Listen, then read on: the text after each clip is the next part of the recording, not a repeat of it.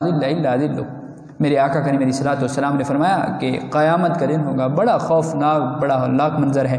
جس کو قرآن نے یہ کہا یوم یفر المرء من اخیہ و امہ و ابیہ و صاحبتہ و بنیہ لکل امرئ منہم یومئذ شأن یغنیہ وجوہ یومئذ مسفرہ ضاحکۃ مستبشرہ ووجوہ یومئذ علیہا غبرہ ترہقها قترہ اولئک هم الکفرۃ الفجرہ، جس کو قرآن نے یہ بیان کیا کہ یہ ایسا دن ہے، ماں اپنے اولاد سے بھاگے گی، اولاد اپنے والدین سے بھاگیں گے، جس دن کوئی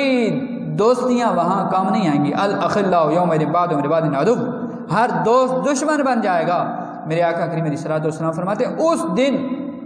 اور پھر حدیث کے اندر یہ بھی موجود ہے، میرے آقا کریم علیہ الصلوۃ والسلام کے فرمان کا مفہوم ہے، نبی مکرم صلی اللہ علیہ وسلم نے فرمایا کہ قیامت کے دن ہر بندہ، اللہ معاف کرے، اپنے اپنے گناہوں کے مطابق وہ پسینے کے اندر شرابور ہوگا، کسی کو ٹخنوں تک پسینہ، کسی کو گھٹنوں تک، کسی کو ناف تک، کوئی پورا جسم اس کا پسینے کے اندر شرابور ہوگا، پورا پسینے کے اندر وہ ڈوبا ہوا ہوگا، اور وہ پسینہ کتنا برا ہوگا، کتنا گندا ہوگا۔ علماء فرماتے ہیں کہ اگر اس قیامت والے گنہگار بندے کے پسینے کا ایک قطرہ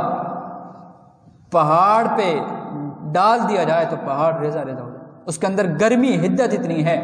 اور اس کی بدبو اتنی ہے، اگر اس دنیا کے اندر ایک قطرہ ڈال دیا جاتا، انسان تو انسان، جانوروں کے دماغ بھی پھٹ جاتے۔ اتنا ہولناک خوفناک دن۔ آج سورج چوتھے آسمان پہ اپنی سورج کرنیں بکھیرنا شروع کر دے، ہم اس دسمبر کے مہینہ کے اندر بھی ہم اس کے سامنے نہیں بیٹھ سکتے۔